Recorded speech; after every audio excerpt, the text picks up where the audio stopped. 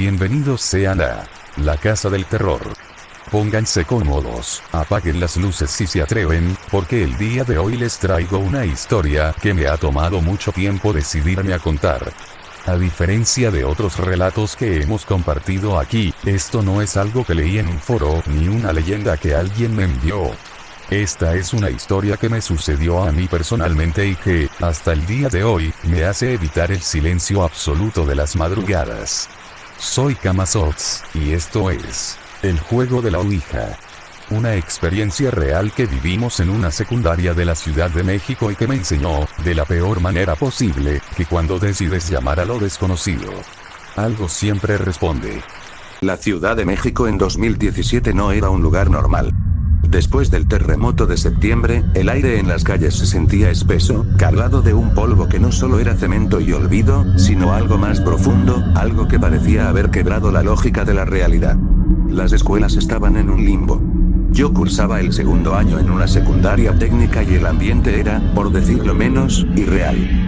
Los muros tenían grietas que parecían venas negras, los profesores faltaban por trámites de jubilación o simplemente por el caos post-desastre, y nosotros, los alumnos, habitábamos ese desorden con una libertad que no sabíamos manejar. Teníamos bloques enteros de horas libres. Éramos dueños de un silencio escolar que, visto en retrospectiva, resultaba aterradoramente fértil para lo que estaba por nacer. En medio de esa anarquía adolescente, mi atención se centraba en Fernanda. Ella era la calma en el centro del huracán. Tenía una belleza discreta, de esas que no gritan pero que te persiguen. Siempre hablaba en un susurro, como si guardara un secreto constante, y su sonrisa era lo único que parecía estar en orden en ese edificio semiderruido. Yo la observaba desde la distancia de mi timidez, buscando cualquier pretexto para cruzar una palabra con ella. El primer indicio de que algo se estaba filtrando en nuestro mundo ocurrió un martes. En el fondo del salón, un grupo de compañeros se amontonaba en un círculo apretado. Los gritos y las risas nerviosas rebotaban en las paredes blancas. Pensé que era un video viral, una pelea grabada o alguna estupidez de secundaria. No me acerqué. Pero el jueves, el círculo se repitió. Esta vez, las amigas de Fernanda estaban ahí. Y en el centro, sentada sobre sus talones, estaba ella. Me acerqué movido por la curiosidad y por ese deseo torpe de estar cerca de ella. Al romper la barrera de espaldas, la atmósfera cambió. El aire se sentía más frío, como si el aire acondicionado estuviera a tope, aunque en esa escuela ni siquiera teníamos ventiladores funcionales. En el suelo, sobre un pedazo de papel arrancado de un cuaderno de dibujo, habían trazado un universo precario. Letras deformes, números del 0 al 9, un sí y un no en las esquinas superiores, y la palabra adiós grabada con una presión que casi rompía la celulosa. En el centro, una tapita de plástico de una botella de agua servía como puntero. Era una ouija casera. Muchos creen que el material importa, que necesitas madera de roble o inscripciones antiguas. No es cierto. El material es solo el cuerpo, la intención es el alma. Y nosotros, sin saberlo, estábamos alimentando algo hambriento.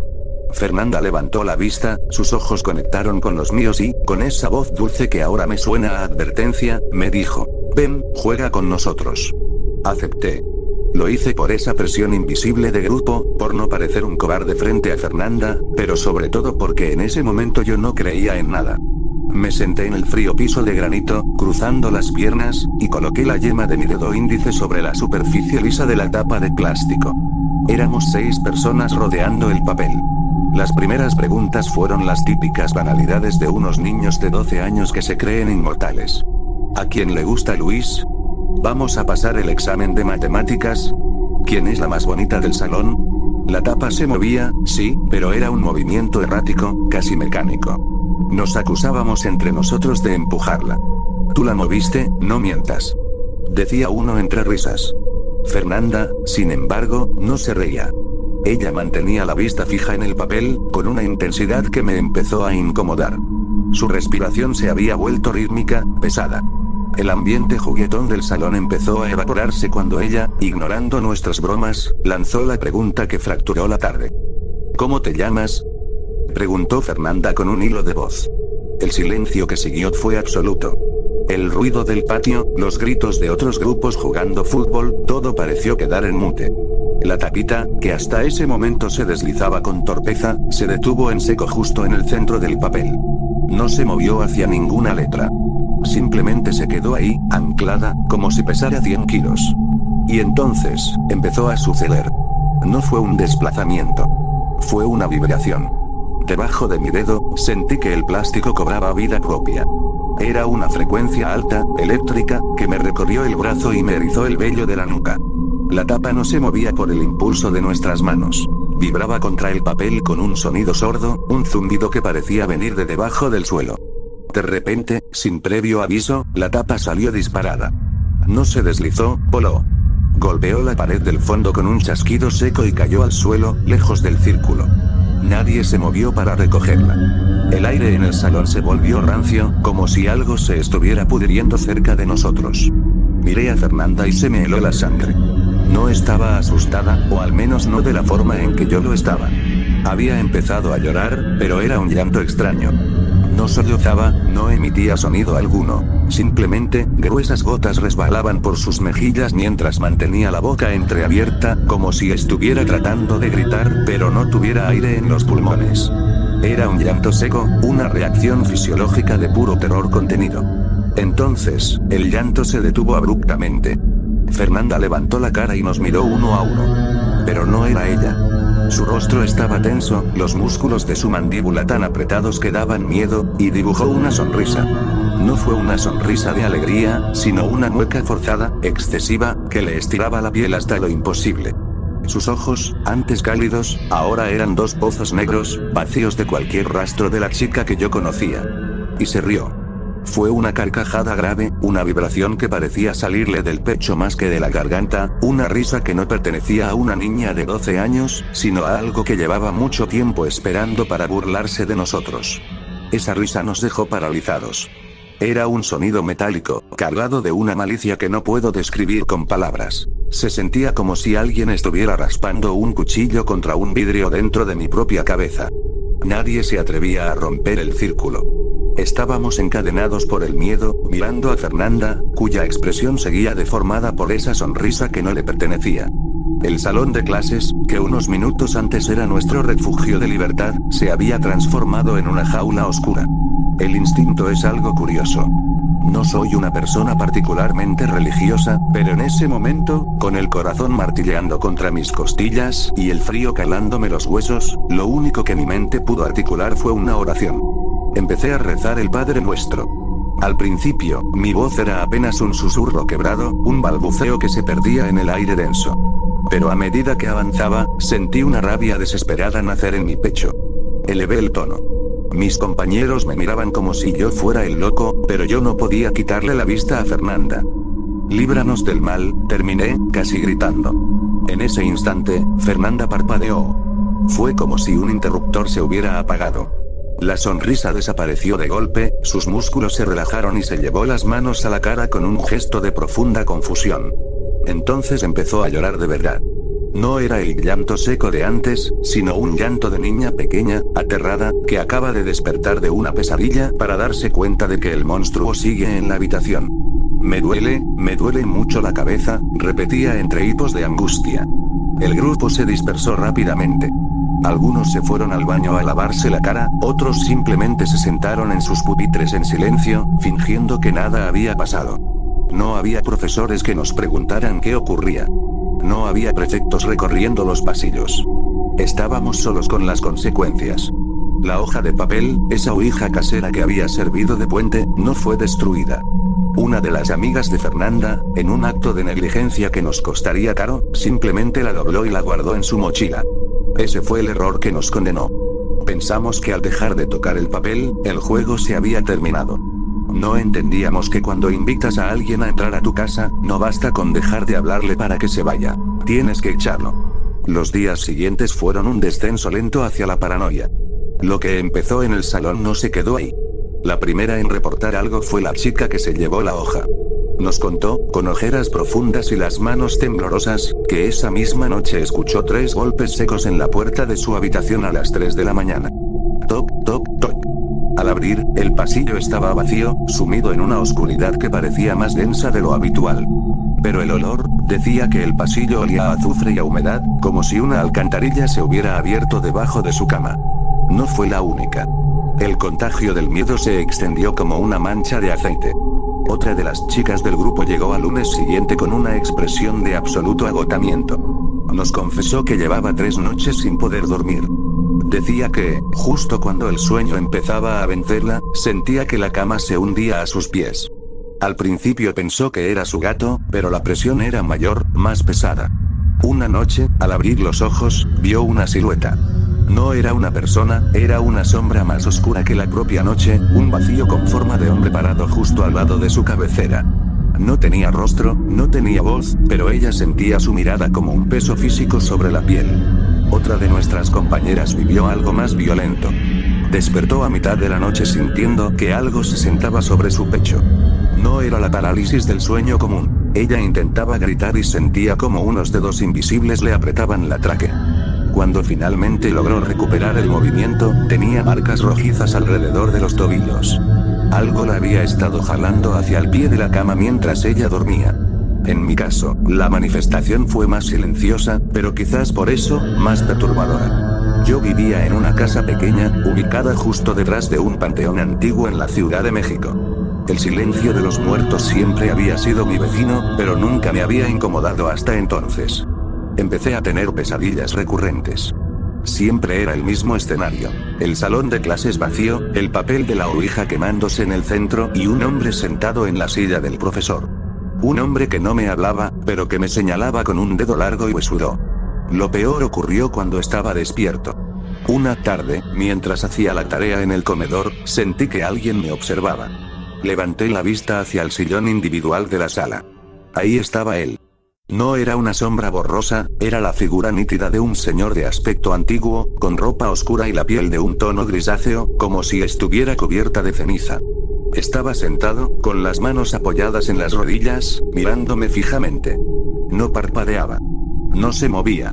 Solo estaba ahí, ocupando un espacio que no le pertenecía. El terror se convirtió en mi sombra. Ya no podía estar solo en ninguna habitación. Cada vez que pasaba frente a un espejo, evitaba mirar de reojo, temiendo encontrar algo que no fuera mi reflejo. El ambiente en la escuela también se había vuelto insoportable. Fernanda ya no era la misma. Estaba pálida, sus ojos se veían hundidos y apenas hablaba. El vínculo que habíamos creado esa tarde en el salón nos estaba consumiendo a todos, drenándonos la energía vital. La confirmación de que esto no era producto de mi imaginación llegó de la forma más inesperada. Cerca de mi casa había un mercado popular donde una señora vendía hierbas, velas y productos de santería. Yo pasaba por ahí todos los días, pero nunca me había detenido. Esa tarde, mientras caminaba distraído, la mujer, que estaba sentada en un banquito de madera, me agarró del brazo con una fuerza sorprendente. Me miró directo a los ojos, con una mezcla de lástima y reproche. ¿Qué hiciste, niño?, me preguntó con una voz ronca. Me quedé helado. No pude articular palabra. Ella no me soltó. Me dijo que cargaba con algo adherido a la espalda, algo oscuro que no era mío y que tenía hambre. Me dijo que el frío que yo sentía no era por el clima, sino porque estaba siendo usado como una puerta. En ese momento, el escepticismo que me quedaba murió por completo. Estábamos en peligro. Aquellas palabras de la vidente en el mercado fueron el golpe de realidad que necesitaba para entender que no estábamos ante una simple sugestión colectiva. El aire a mi alrededor se sentía cargado, denso, como si caminara bajo el agua.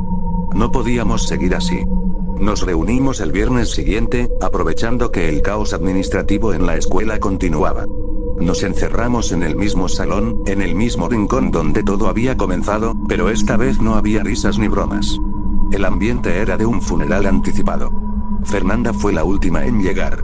Se veía demacrada, como si no hubiera dormido en una eternidad. Nos confesó que ya no solo escuchaba ruidos, sino que sentía que algo le hablaba al oído con su propia voz, incitándola a hacerse daño, a gritar, a perderse en esa negrura que la había invadido durante el juego. Entendimos que el juego nunca se cerró. Habíamos abierto una puerta, entramos, curioseamos y luego salimos corriendo sin cerrar el pestillo. Y lo que sea que viviera del otro lado, se había colado por la rendija siguiendo nuestro rastro. Decidimos que ese día terminaría todo. No buscamos rituales complicados en internet ni intentamos invocar nada más. Instintivamente sabíamos que necesitábamos orden, respeto y, sobre todo, una despedida final. Trajeron la hoja de papel, que ahora se veía amarillenta y arrugada, como si hubiera envejecido décadas en apenas unos días. La pusimos en el centro del círculo. Al verla de nuevo, sentí un rechazo físico, una náusea que me subía por la garganta. Formamos el círculo una vez más. Colocamos la tapita en el centro. «Queremos despedirnos», dijo Fernanda con una firmeza que no le habíamos visto en toda la semana. «No eres bienvenido aquí. Gracias por responder, pero este es el final. Adiós». Nuestros dedos temblaban sobre el plástico. La tapa se movió con una lentitud agónica, como si se resistiera, como si algo estuviera tirando de ella desde el vacío para evitar que llegara a su destino. Sentí un tirón hacia abajo, una presión en las yemas de los dedos que me quemaba. Finalmente, la tapa llegó a la palabra adiós. En ese preciso instante, un aire helado recorrió el salón, cerrando de golpe la puerta de madera que habíamos dejado entreabierta. El estruendo nos hizo saltar, pero no rompimos el círculo. Lo que siguió fue un proceso metódico de destrucción. No bastaba con tirar el papel a la basura. Tomamos la hoja y la rompimos en pedazos pequeños, tan diminutos que ninguna letra quedara entera. Salimos al patio trasero de la escuela, a una zona donde el terremoto había derribado una barda y la maleza crecía sin control. En una lata de metal vieja, prendimos fuego a los restos del papel. El humo que desprendía no era blanco ni gris. Era de un negro aceitoso que olía a pelo quemado y a carne rancia. Vimos cómo el fuego consumía hasta el último rastro de la ouija casera. Cuando solo quedaron cenizas, las mezclamos con tierra y las enterramos profundamente bajo un árbol seco. Rezamos. No por religión, sino por protección. Nos pedimos perdón unos a otros y, sobre todo, hicimos un pacto de silencio absoluto. Nunca más volveríamos a hablar de lo que pasó en ese salón, ni mencionaríamos el nombre de lo que sea que hubiéramos contactado. El silencio que siguió al entierro de las cenizas fue lo más parecido a la paz que habíamos sentido en semanas. Sin embargo, no fue un alivio instantáneo, sino una retirada lenta. Como si una marea negra estuviera retrocediendo, dejando tras de sí la suciedad y los restos de un naufragio. Durante los meses siguientes, las pesadillas fueron espaciándose. El hombre sin rostro de los sueños de mi compañera dejó de aparecer, y los golpes en las puertas de los demás cesaron. En mi casa, el señor sentado en la sala se fue desvaneciendo. Primero se volvió transparente, luego una mancha borrosa, hasta que un día, simplemente, el sillón volvió a estar vacío. Pero el daño estaba hecho. La normalidad es un cristal que, una vez que se quiebra, nunca vuelve a encajar perfectamente. Mi relación con mis compañeros cambió para siempre. No podíamos mirarnos a los ojos sin recordar el vacío en la mirada de Fernanda o el sonido de aquella risa inhumana. El grupo se fracturó. Ya no éramos amigos unidos por una aventura, sino sobrevivientes de un error que preferíamos olvidar. Fernanda fue la que más sufrió las secuelas. Nunca volvió a ser la chica dulce y tranquila de antes. Se volvió retraída, huraña, y sus notas bajaron hasta que sus padres decidieron cambiarla de escuela. La última vez que la vi, estaba cruzando la puerta principal de la secundaria con sus cajas de útiles. Me miró un segundo, y juro que por un instante volví a sentir ese frío ártico en la columna. No hubo despedida. Solo se fue, desapareciendo en el caos de la Ciudad de México, y nunca volví a saber de ella. A veces, en las noches de lluvia, me pregunto si ella realmente logró cerrar su puerta, o si algo de esa oscuridad se quedó a vivir en los rincones de su mente. Hoy, años después, todavía evito pasar cerca del panteón que está detrás de mi antigua casa cuando cae el sol. He aprendido que el mundo es mucho más complejo y aterrador de lo que nos enseñan en los libros de texto. Creemos que tenemos el control, que somos los dueños de nuestra realidad, pero la verdad es que caminamos sobre un hielo muy delgado. Ese juego en una hoja de papel de cuaderno no fue una fantasía infantil. Fue un recordatorio de que existen reglas que no comprendemos y fuerzas que no nos tienen miedo. La ouija, sea de madera fina o de cartón sucio, no es más que una invitación. Y en un mundo lleno de entidades hambrientas de atención y de vida, lo último que quieres hacer es dejar la puerta abierta. Porque cuando llamas al vacío, el vacío siempre, tarde o temprano, encuentra la manera de entrar. Aquel terremoto de 2017 agrietó los edificios de mi ciudad, pero ese martes en el salón de clases, lo que se agrietó fue algo mucho más difícil de reparar: nuestra inocencia. Nunca subestimes lo que puede responder cuando decides jugar con lo desconocido. Algunas marcas no se ven en la piel, se llevan grabadas en el alma para siempre.